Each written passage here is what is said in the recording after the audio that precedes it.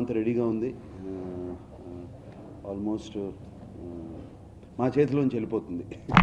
So but very happy. చాలా చాలా బాగా వచ్చింది. ఫస్ట్ ఈ సినిమా చేసినప్పుడు అన్నమయ్య కన్నా ఏమి గొప్ప సినిమా తీస్తారు అని ఒక ఆలోచన. నాకు కథ చెప్తాను కానీ రావేంద్రతో కూడా అన్నాను, ఎందుకంటే మళ్ళీ అన్నమయ్య లాంటి క్లాసిక్ వచ్చిన తర్వాత ఎందుకు స్టార్ట్ చేస్తున్నాం ఈ సినిమా, అవసరమా అని. బట్ రావేంద్ర గారు ఒకసారి కథ వినిన తర్వాత డిసైడ్ చేద్దామన్నారు. అండ్ కథ వినగానే ఇట్ వాజ్ చాలా చాలా బాగా చేశారు భార్గవ్ గారు కానీ రావేంద్ర గారు కానీ. Screenplay very beautifully done. And అన్నమయ్యకిను దీనికి చాలా ఇట్ వాజ్ చాలా డిఫరెన్స్ ఉంది సినిమాలో. అది ఒక సాఫ్ట్ రోల్. ఆయన అన్నమాచార్య ఒక లిటరీ జీనియస్, కీర్తనలు రాస్తా లైఫ్ అంతా గడిపేశారు, అంకితం అయిపోయారు. బట్ ఈ రాంబావ స్టోరీ వీళ్ళు తయారు చేసింది వెరీ ఎమోషనల్. ఆయనకి రాంబావ మనసులో కానీ ఆయన దేవుణ్ణి ఆరాధించే దీంట్లో కానీ కొండ మీద వెంకటేశ్వర స్వామి తప్పితే ఇక రాజు లేడు అక్కడ తిరుపతి కొండ మీద. ఏ పువ్వు పూసినా ఆయనకే ఉండాలి. అండ్ ఎవరు అక్కడ ఊరేగినా కూడా ఆయనే ఊరేగాలి, ఇంకెవరు ఉండకూడదు, ఆయనే దానికి అధిపతి అని ఫీలింగ్ ఉండే మనిషి. అండ్ అది కూడా ఇంప్లిమెంట్ చేశారు ఆయన అక్కడ చరిత్ర ప్రకారం. అండ్ సో ఈ ఎమోషనల్ సీన్స్ చాలా ఎమోషనల్ మ్యాన్. సో అన్నమాచార్యకిను దీనికి ఇంత తేడా అక్కడే వచ్చింది. వెంకటేశ్వర మహాత్యంలో రామారావు గారు, ఎన్టీ రామారావు గారు ఒక చిన్న ఒక చాప్టర్ ఉంది వెంకటేశ్వర మహాత్యంలో, నాగయ్య గారు వేశారు. ఆ చరిత్రలో కూడా మనం చదువుకున్నాము చిన్నప్పుడు. ఆయనతో వచ్చి వెంకటేశ్వర స్వామి పాచికలాడేవారు అని. అండ్ ఆయన నగలు పోతే ఈయన్ని జైల్లో పెడితే ఒక ఏనుగు వచ్చి వెంకటేశ్వర స్వామి ఏనుగు రూపంలో వచ్చి విడిపించారని. ఇవన్నీ అక్కడ రాసి కూడా ఉంది. తిరుపతిలో ఒక బోర్డు ఉంటుంది, 600 సంవత్సరాల క్రితం జరిగిందని. ఆయన మఠం ఉంది. ఆయన మఠం ఒక తిరుమలలోనే కాదు, మహారాష్ట్రలో ఉంది మఠం, రాజస్థాన్లో ఉంది ఆయన మఠం, ఇక్కడ హైదరాబాద్లో కూడా ఉన్నాయి. And is quite popular. ఇది ఎక్కువ డిమాండ్ చేసింది ఎందుకంటే Annamayya is a very soft character. తాలపాకలో పుట్టారు, 2 భార్యలు, చిన్న వయసు నుంచే కీర్తనలు రాస్తూ మొదలుపెట్టారు. 32,000 కీర్తనలు రాశారు ఆయన పోయే వరకు. ఆయన ఆల్మోస్ట్ 90 ఇయర్స్ ఏజ్లో పోయారని. ఇది కొండ మీద కొన్ని సంవత్సరాలు కొండ మీద వెళ్ళి ఉన్నారు, మళ్ళీ తిరిగి తాళపాకు వచ్చి అక్కడ సెటిల్ అయిపోయి చేశారు. అంతకన్నా కథ లేదు. మిగతాదంతా అన్నమయ్యలో రావేంద్ర గారును భార్గవ్ గారు చేసిన మ్యాజిక్ దాన్ని ఇంట్రెస్టింగ్గా ఉంచుతాకి. ఈ కథ కూడా చాలా చిన్నది. But only thing what we know is బాగా ఎమోషనల్ క్యారెక్టర్. ఎక్కడో నార్త్ నుంచి తిరుమలకి వచ్చి సెటిల్ అయ్యారు. సో ఆ జర్నీ ఒకటి చాలా బాగుంటుంది. కొండ మీద చాలా అరాచకాలు జరుగుతున్నాయి అని చెప్పి, హుండీలో డబ్బులు సరిగ్గా లేవు, లెక్కలు జరగట్లేదని, అలాగే అక్కడ పనిచేసే అక్కడికి వచ్చే యాత్రికులకి కరెక్ట్గా సదుపాయాలు లేవని, ఇవన్నీ క్రియేట్ చేయాలని అప్పుడున్న రాజుగారు ఈయన మీద బాగా ఇంప్రెస్ అయ్యి ఈయన్ని ఒక ఈఓ లెవెల్, ఇప్పుడున్న ఈఓ అంటారు ఎగ్జిక్యూటివ్ ఆఫీసర్ లెవెల్ అంతా చూసుకుని, ఆ లెవెల్లో ఆయన అక్కడ నియమించారు. అప్పుడు చూసుకోవటానికి కొండని చూసుకున్నప్పుడు ఆయన ఈ కొత్త రూల్స్ రెగ్యులేషన్స్ అన్నీ అప్పటి నుంచి స్టార్ట్ అయినాయి. అది కూడా మక్కన్ హారతి అని ఉంటుంది సుప్రభాత అయినగానే, అది ఆయన పెట్టింది. ఆయనకి వెంకటేశ్వర స్వామి ఒకప్పుడు వెంకటేశ్వర స్వామి అవతారమే కృష్ణుడు కదా, కృష్ణుడు వెంకటేశ్వర స్వామి కదా అని చెప్పి, కృష్ణుడికి వెన్న బాగా ఇష్టం కదా, డెఫినెట్గా హారతి బాగుంటుందని చెప్పి ఒక మక్కన్ హారతి పెట్టించారు. ఆ సీక్వెన్స్ ఉంది. అలాగే ఈ సినిమాలో ఈ అన్నమాచార్యలో లాస్ట్ 10 మినిట్స్లోనే అన్నమాచార్యుడికి వాళ్ళిద్దరికి కలుస్తారు, వెంకటేశ్వర స్వామిని ఆయన. దీంట్లో వచ్చి పాచికలాడతాం, మా ఎంటర్టైన్మెంట్ సీన్స్ అయ్యాయి అసలు. యాక్చువల్గా వీళ్ళిద్దరి మధ్యన జరిగే వెంకటేశ్వర స్వామిను రాంబాబా మధ్యన జరిగే సీన్స్ చాలా బాగుంటాయి, పాచికలాడేవి. అక్కడ అప్పు గురించి ఇంకా చాలా ఫిలసాఫికల్ మీనింగ్స్. అప్పు ఎందుకు చేయకూడదు, ఇది కలియుగ వైకుంఠం ఎందుకు అంటారు, వరాహస్వామిని ముందు ఎందుకు దర్శించుకోవాలంటారు, వెంకట అంటే ఏమిటి మీనింగ్స్, ఇన్ని చాలా చక్కగా చెప్పారు ఇటువంటివన్నీ ఈ సినిమాలు. మేము అలాగే అనుకున్నాం. ఇప్పుడు అన్నమాచారి అప్పుడు కూడా అలాగే అనిపించింది, యూత్ చూస్తారా చూడరా అని. డెఫినెట్గా ఒక కమర్షియల్ ఫిల్మ్ లాగా అప్పుడు ఓపెనింగ్స్ రాలేదు అన్నమాచారికి. అది almost 9th day 10th day పట్టింది కంప్లీట్ హౌస్ఫుల్స్ రావడానికి. అది వచ్చిన తర్వాత హౌస్ఫుల్స్లో వెళ్తానే ఉంది. అంటే చాలామంది సినిమాలు చూడని వాళ్ళు, ఫ్యామిలీస్ వాళ్ళందరూ వచ్చారు ఆ సినిమాకి. బట్ ఈ మధ్యన లాస్ట్ 2-3 ఇయర్స్, ఒక 3 ఇయర్స్ నుంచి ఏం జరుగుతుందంటే ఈ హిస్టారికల్ ఫిల్మ్స్కి బాగా అప్రిసియేషన్ వస్తుంది. యూత్కి కూడా కల్చర్ గురించి తెలుసుకోవటానికి, హిస్టరీ గురించి తెలుసుకోవటానికి వాళ్ళకు కూడా ఒక ఇంట్రెస్ట్ వచ్చింది. అండ్ డైరెక్టర్స్కి, సినిమా రచయితలకు కూడా కొత్త స్టోరీస్ రావడం మొదలుపెట్టాయి అండ్ కొత్త సీన్స్ కూడా వస్తున్నాయి. సో డెఫినెట్గా ఈ సినిమాకి డెఫినెట్గా కాన్ఫిడెంట్గా ఉన్నాం. ఎందుకంటే ఆల్ దీస్, ఇప్పుడు బాహుబలి కానీ, though it's emotional film, Rudramadevi, మొన్న గౌతమిపుత్ర శాతకర్ణి, ఇవన్నీ they did well. And of course Baahubali అంటే ఎక్కడో స్టాండర్డ్స్ ఉంది. మేబీ అన్నమయ్య ఒప్పుకున్నాను కాబట్టి, మేబీ ఒప్పుకోకపోతే వచ్చేవి కాదు. అన్నమయ్య ఒప్పుకుని అది ఒక క్లాసిక్ ఫిల్మ్ అయ్యేటప్పటికి అదేదో స్టాంప్లా పడిపోయింది. నాకేమన్నా ఇమేజ్ ఉంటే ఇది ఒకటే లేదు. ఫిజికల్గా ఇంతకుముందు ఉన్న సేమ్ అన్నమయ్యకి ముందు నుంచే నాకు భక్తి అంటే ఏదో రిలీజియస్గా రోజు పూజలు చేసి అది ఉండేది కాదు, ఒక నమ్మకం ఉండేది. అదే నమ్మకం కంటిన్యూ అవుతుంది. ఆయన నాస్తికుడు, ఆ అత్వాన్ని ఎప్పుడూ అనౌన్స్ చేయలేదండి. ఆయన నా దేవుడు, నేను నా వర్క్లో చూసుకుంటాను, నా దేవుడు నా మనుషుల్లో చూస్తాను, అది చాలు నాకు అనేవారు. ఒక్కొక్కళ్ళు ఒక రకంగా చూసుకుంటారు దేవుణ్ణి. డాక్యుమెంటరీ, డెఫినెట్లీ డాక్యుమెంటరీగా తీసాము. ఆల్మోస్ట్ నాకు కూడా అనిపించింది సినిమాలో అది ఒక బయోపిక్ లాగా చేసేసేటప్పటికి డెఫినెట్గా ప్రాబ్లమ్స్ వస్తాయి. So you have to commercialise films. So Raghavendra Rao ఇది మళ్ళీ అన్నమయ్యలో కమర్షియలైజ్ చేసినట్టే చేశారు. దీంట్లో మా కమర్షియల్ ఎలిమెంట్స్ ఎక్కువ ఏంటంటే వెంకటేశ్వర స్వామి తన సీన్స్ ఆర్ వెరీ కమర్షియల్, కొత్తగా ఉన్నాయి సీన్స్ అని, పాచికలాడుతున్నాని అటువంటి సీన్ అవన్నీ డెఫినెట్గా ఆ సీన్స్ నవ్వుతూ చూస్తాం, నవ్వు వస్తుంది. అండ్ అఫ్కోర్స్ అదిగో ప్రజ్ఞా జైస్వాల్ ఉంది దీంట్లో కూడా. ఒక మరదలు ఉండేది ఆయన తిరుపతికి వచ్చే ముందు. అనుష్క అది కృష్ణమ్మ క్యారెక్టర్ అండి. అనుష్కకి నాకు రొమాంటిక్ లీడే లేదు. ప్రజ్ఞా జైస్వాల్ నా మరదలు క్యారెక్టర్ చేస్తుంది. అనుష్క ఆల్మోస్ట్ నాకు గైడ్ అండ్ ఫిలాసఫర్ లాగా ఉంటుంది తిరుమలలో. తను కూడా ఒక మీరాబాయి కృష్ణుడికి ఎలా అంకితం అయిపోయి ఉంటుందో, కృష్ణమ్మ వెంకటేశ్వర స్వామికి అంకితమై చిన్న వయసు నుంచి అక్కడే పెరిగి అక్కడే ఉండే మనిషి. ఇతను నార్త్ నుంచి రాంబాబా వచ్చినప్పుడు హెల్ప్ చేయడం, తిరుమల చరిత్ర గురించి చెప్పడం, ఇవన్నీ జరుగుతాయి. యాక్షన్ అంటే యాక్షన్ లేదు, ఇతనికి అసిస్టెంట్స్ ఉంటారు బాగా, వాళ్ళు ఆపడం ఇన్స్ట్రక్షన్స్. బట్ ఏదో ఒక యాక్షన్ సీన్, ఫైట్ సీన్స్ లాగా ఏమీ లేవు. ఏమైనా ఫైట్ సీన్స్ ఉన్నాయంటే మాకు ఏనుగుతో ఉన్నాయి. మంచి యాక్షన్ ఉంది ఏనుగుతో. ఏనుగు ప్లేస్ ఇంపార్టెంట్ రోల్. అంటే వెంకటేశ్వర స్వామి ఏనుగు రూపంలో తిరుమలలో తిరుగుతూ ఉండేవాడని అది ఉంది. ఒక 8 years నుంచి ఒక 55-60 years వరకు అది కూడా. అది 3 ఏజ్ గ్రూప్స్ ఉంటాయి అన్నమయ్యలో. మిడిల్ ఏజ్, బాగా ఏజ్డ్, ఒకటి యంగ్. దీంట్లో యంగ్ను మిడిల్ ఏజ్డ్. ఇప్పుడు మనం తిరుమల వెళ్ళినప్పుడు రన్ అవుతూ ఉంటుంది చూడండి, కొండ వెళ్ళినప్పుడు చాంటింగ్, అది సెట్లో కూడా పెట్టారు. అది డెఫినెట్గా ఒక మంచి ఫీల్ క్రియేట్ చేసింది. రావేంద్రరావు మరీ ఈ మధ్యన ఆయన టీటీడీ బోర్డు మెంబర్ అయిన తర్వాత మరీ ఎక్కువ అయిపోయింది దానికి. But it's good. ఆ ప్రభావం సినిమాలో చాలా బాగా కనపడుతుంది.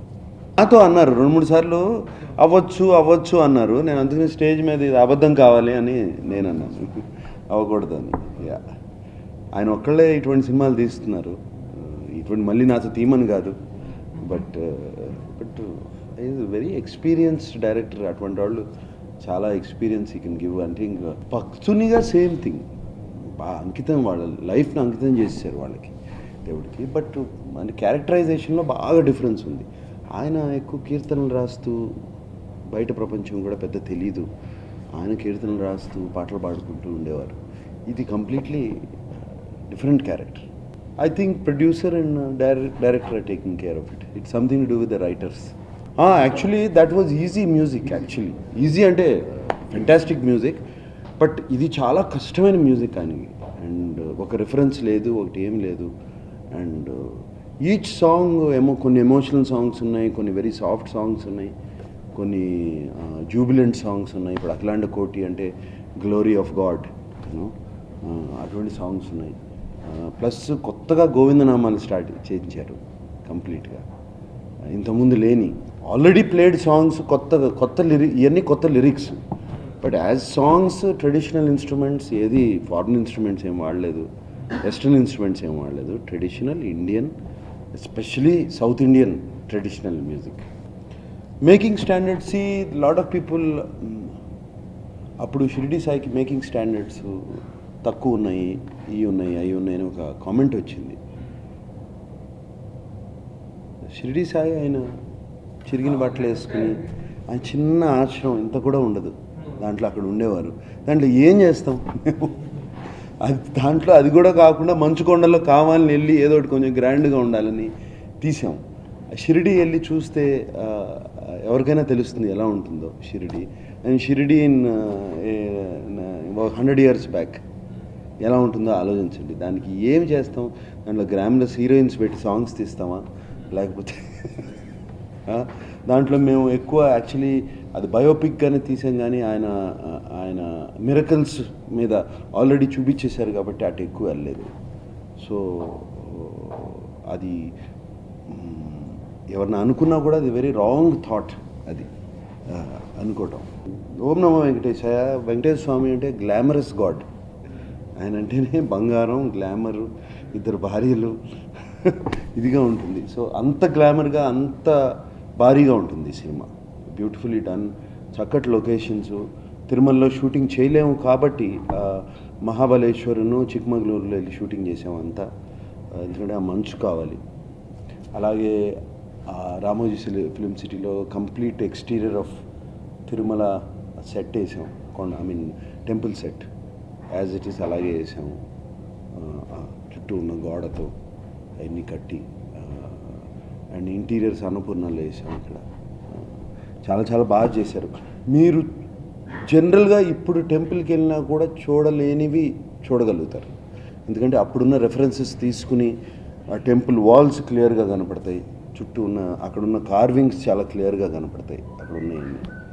అండ్ అలాగే కాకుండా గ్రాఫిక్స్లో వైకుంఠలోకం చూపించాలి, ఆనందలోకం చూపించాలి, ఇవన్నీ కూడా బ్యూటిఫుల్లీ డన్.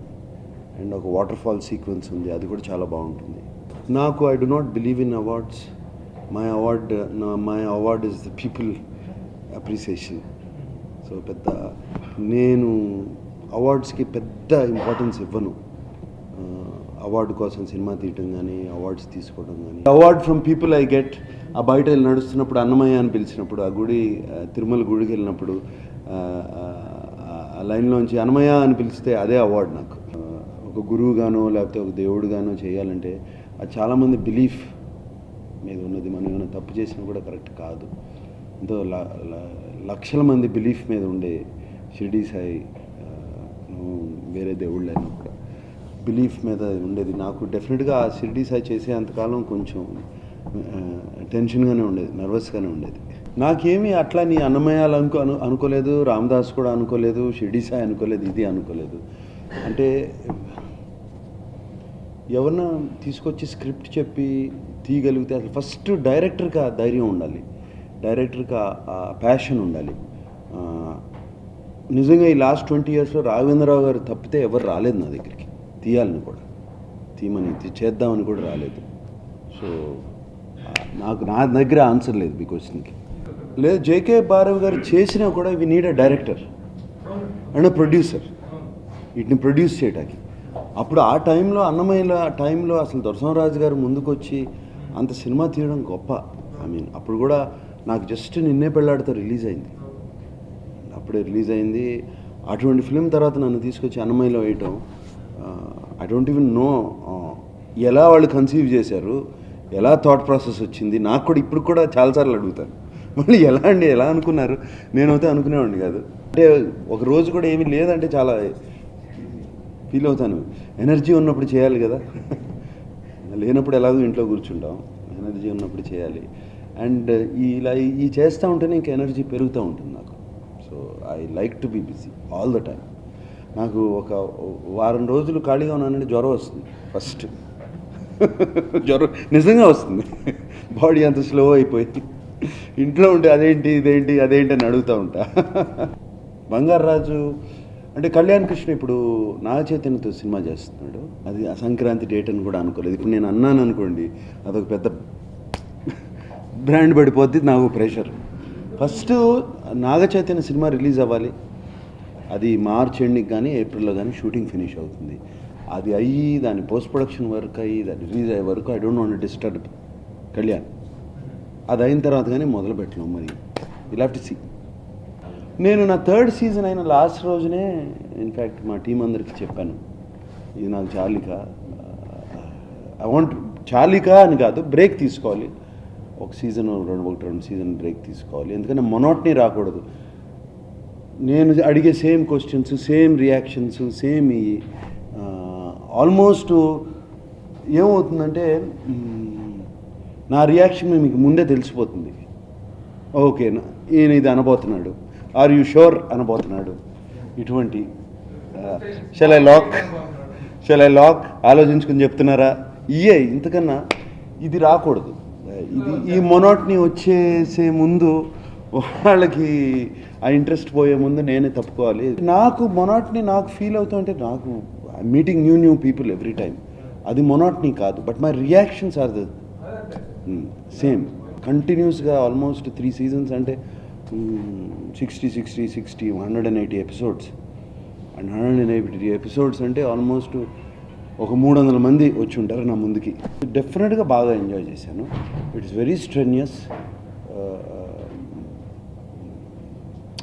అంటే ఒక్క సెకండ్ కూడా ఇప్పుడు కూర్చున్నట్టు ఐ కెనాట్ లూజ్ కాన్సన్ట్రేషన్. ఒక్క సెకండ్ కూడా I cannot loose concentration if I lose నేను వాళ్ళకి రియాక్ట్ అవ్వలేను. ఎగ్జాక్ట్గా వాళ్ళు చెప్పేది ప్రతిదీ వినాలి, రియాక్ట్ అవ్వాలి. Then I go to the next question, దానికి ఆన్సర్ చెప్పాలి. అండ్ అది morning 9 o'clock to night evening 6-7 వరకు కంటిన్యూస్గా చేయాలంటే బాగా స్ట్రెన్యూస్గా ఉండేది. అది షూటింగ్, దాని తర్వాత షూటింగ్ ఒక ఆటలాగా అయిపోయింది. ఆల్మోస్ట్ అంత ఫ్రీగా ఉంది. అది సంథింగ్ ఇంట్రెస్టింగ్, నైస్. ఊరికే గేమ్గా కాదు, ఇంటరాక్షన్ నాకు ఇష్టం బాగా. Interaction is good. జీటీవీ ఒకటిను, మా టీవీ ఒకటి ఐ థింక్. అసలు జనవరిలో స్టార్ట్ అయిపోతుంది అనుకున్నాను, జనవరిలో. బట్ నాకు కథ మీద కొంచెం ఐఎమ్ నాట్ 100% సాటిస్ఫైడ్. సో ఇంకో కథ స్టార్ట్ చేసాము డిసెంబర్ నుంచి. డిసెంబర్లో అది స్టాప్ చేసి ఇంకోటి స్టార్ట్ చేసాము. ఆల్మోస్ట్ ఈ 2-3 రోజుల్లో కంప్లీట్ కథ వింటున్నాను. నెక్స్ట్ 1 weekలో విక్రమ్ కుమార్ మనం. సో బట్ డెఫినెట్గా చాలా ఎక్సైటింగ్గా వస్తుంది. నాగ చైతన్య ఫిల్మ్ ఎంత ఎక్సైటింగ్గా వస్తుందో ఇటు side. Naga Chaitanya film almost 60% అయిపోయింది ఆల్రెడీ. వాటి సీన్స్ అన్నీ చూశాను. చాలా బాగా తీస్తున్నాడు కళ్యాణ్ కృష్ణ. అంటే బాగా మెచ్యూర్ అయ్యాడు ఒక్క ఫిలింతో. అండ్ డైలాగ్స్ కూడా చాలా బాగా రాశాడు. మళ్ళీ మన సోగ్గాడి చిన్న అతనే కదా రాసింది డైలాగ్స్. మళ్ళీ దీంట్లో కూడా చాలా బాగా తెలుగు నేటివ్ టచ్ ఉన్న ఇది. అండ్ ఆ డైలాగ్స్ కూడా చాలా బాగున్నాయి. I'm very happy. కొంచెం ఆ సినిమా నిన్నే పెళ్ళాడతాకి బేస్ చేసుకుని అంత రొమాంటిక్గా, అంత ఫ్యామిలీ ఓరియంటెడ్ అండ్ యాక్షన్ ఉండి అది ఉండి తీయాలని అది అనుకున్నట్టే వస్తుంది. అఖిల్ది ఏమంటారు, ఒక కొత్త ట్రెండ్ సెటర్ అవుతుంది ఆ సినిమా. I'm very sure. ట్రై చేసేది మేము. I enjoy listening to things. Definitely enjoy. ఏదైనా ఎంజాయ్ చేస్తే బర్డెన్ అనిపించదు. ఎంజాయ్ చేయకపోతేనే ప్రాబ్లం. నాకు ప్రాబ్లం ఎప్పుడు వస్తుందంటే, ఎవరన్నా కథ చెప్పినప్పుడు అది ఫస్ట్ 10 నిమిషాల్లోనే తెలుస్తుంది ఇది బాగా ఉండదు అంటే. నాకు ఇంకో 1.5 గంటల వినాలా ఈ కథ, అది పెద్ద బర్డెన్. ఈ ప్రాసెస్లో బిగ్గెస్ట్ బర్డెన్ ఇస్ దట్. అన్నమయ్యలో క్యారెక్టరు వెంకటేశ్వర స్వామి ఎక్కువ కనపడరు, అక్కడే ఉంటారు. ఇక్కడ అసలు ఆల్మోస్ట్ ఇలా మాట్లాడుకుంటూ ఉంటాం ఫ్రెండ్స్. బాగా భోజనం చేశారా స్వామి, ఇట్లా దిస్ కైండ్ ఆఫ్ టాక్. బాగుంది, నిన్న పెట్టిన ప్రసాదాలు బాగున్నాయి. This kind of friendship talk is there. మీరు ఎందుకు కుబేర తీర్థం దగ్గర వెళ్ళి ఆ పాచికలు ఆడుకుందామంటే రానంటాడు ఆయన. ఎందుకు రా, అమ్మో అక్కడికి వెళ్ళినట్టాడు. అటువంటి డైలాగ్స్ చాలా బాగున్నాయి. ఇది ఎక్కువ ఎంజాయ్ చేశాం, ఎక్కువ సీన్స్ ఉన్నాయి. అక్కడ ఉండి లాస్ట్ ఎపిసోడ్లో లాస్ట్ 10 minutesలో ఇద్దరు కలుస్తారు. క్యారెక్టరైజేషన్ చాలా బాగా చేశారు అయింది. అండ్ ట్రైలర్లో చూసిన తర్వాత మాకు చాలా పాజిటివ్ రెస్పాన్స్ వస్తుంది. మాకేమో ఇక్కడ వెంకటేశ్వర స్వామి అంటే నిత్య యమనుడు. అండ్ మాకేమో ఆయన ఒక కళ్యాణం చేయాలి ఈ సినిమాలో. ఆయన కళ్యాణం పాట ఉంది ఒకటి, ఆయన కళ్యాణం చేయాలి. ఆయన ఫ్లాష్ బ్యాక్ ఎపిసోడ్స్ ఉన్నాయి, వైకుంఠం నుంచి వచ్చేయటం, ఆ కథ అంతా ఉంది. సో యంగ్గా కనపడాలి మాకు. అప్పుడు మేము ఆ హరహర మహాదేవును మహాభారత్ చూసి చాలా బాగున్నాడు ఇతను అని చెప్పి తీసుకొచ్చాం. And is done a fantastic job. అంటే ఆల్రెడీ ఎక్స్పీరియన్స్ ఉంది హరహర మహాదేవ్ అట్లా డివోషన్ ఫిల్మ్స్ చేసి. సో చాలా బాగుంది. డెఫినెట్గా మాకు ఈ సినిమాకి ఒక పెద్ద ఎసెట్. కీరవాణి గారు ఒక ఎసెట్, మాకు సౌరభ్ రాజ్ కూడా అంత పెద్ద ఎసెట్. డ్యూయట్స్ కాదు, ఒక డ్యూయట్ ఆనందం అనే పాట చాలా చక్కగా తీశారు. యాపిల్స్ పళ్ళు అంతా వెంకటేశ్వర స్వామికి, పూలు యాపిల్స్ అంతా వెంకటేశ్వర స్వామికి ఈ సినిమాలో అంతా ఆయనకి వేయటమే. నెక్స్ట్ 10 daysలో అది స్టార్ట్ అవుతుంది సినిమా. రాజుగారి గది 2. నాకు ఎప్పటి నుంచో horror film, horror comedy film చేయాలని ఇష్టం. ఎందుకంటే నేను సినిమాలు చూస్తాను, హారర్ కామెడీ ఫిల్మ్స్ ఇలా చెవులు మూసుకుని కళ్ళు మూసుకుని చూస్తాం. బట్ చాలా ఇష్టం నాకు. సో నాకు ఒకటి చేయాలని ఉంది, కరెక్ట్గా పడింది అది. లేదంటే రాజుగారి గది 2 అనగానే రాజుగారి గది కథే కాదు అసలు. ఒక ఆషికి 1 ఆషికి 2 తీసినట్టే. ఆ క్యారెక్టర్స్ ఎయ్యి ఉండవు ఈ సినిమాలో. రాజుగారి గది 2 అని ఎందుకు పెట్టామంటే సేమ్ ఒక హారర్ కామెడీ జానర్ అని సెట్ అయిపోతుంది. మళ్ళీ నేను చెప్పవసరం లేదు కొత్తగా, నేను వేరే పెట్టి సెట్ అవసరం లేదని. సో రాజుగారి గది 2 పెడితే బాగుంటుందని ప్రొడ్యూసర్స్ను ఓంకార్ డైరెక్టర్ అన్నప్పుడు ఐ సెట్ దట్ బాగుంది, ఇది ఈ ఐడియా బాగుందని. సో సినిమా హిట్ అవుతే 3 కూడా తీయచ్చు. లేదు, మాకు రోజు కాంపిటీషన్స్ జరుగుతూ ఉంటాయి.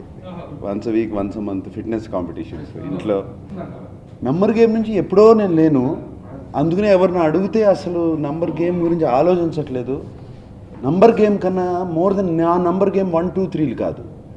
ఇంత కలెక్ట్ చేయాలి సినిమా, ఇంత కలెక్ట్ చేయాలని దాంట్లోంచి అది ఆలోచిస్తే ఒక ఇమేజ్ దాంట్లోకి ఫిక్స్ అయిపోతున్నాం. సేఫ్టీ నెట్ వేసుకుని ఇలాగే ఉండాలి కదా, ఇద్దరు హీరోయిన్లు ఉండాలి, లేదు సంథింగ్ ఒక్కొక్కరుగా ఫార్ములా ఉంటుంది, దానికి సెట్ అయిపోతున్నాం. అటువంటి చేస్తుంటే మంచి కథలు రావట్లేదు, మంచి సినిమాలు రావట్లేదు అని చెప్పి సెట్ అయిపోయాం. సో ఈ నంబర్ గేమ్స్ డెఫినెట్గా లేవు. ఎవ్రీ ఇయర్ నంబర్స్ చేంజ్ అయిపోతున్నాయి, సినిమాకి చేంజ్ అవుతున్నాయి. ఇప్పుడు బాహుబలి 2 వస్తే ఎక్కడికి వెళ్తుందో తెలియదు, మళ్ళీ numbers. So we don't know. So ఆ నంబర్స్ ఎక్కడికి వెళ్తాయో తెలియదు. సో రియలీ ఈ నంబర్ ఫస్ట్ అది మైండ్ నుంచి తీసేసి చాలా హ్యాపీగా ఉంది. అందుకని ఎవరు వచ్చి అడిగినా కూడా మీ సినిమా 50 crores చేయాలి లేకపోతే 70 crores చేయాలంటే వద్దు, ఆ గొడవ వద్దు, ఫస్ట్ మంచి సినిమా తీద్దామనండి అంట. సోగ్గాడే చిన్న I did not expect, I didn't even think అసలు అవుతుంది అని ఆ ఆలోచనతో తీయలేదు నేను సినిమా నచ్చి ఆ ప్రాసెస్ ఎంజాయ్ చేసి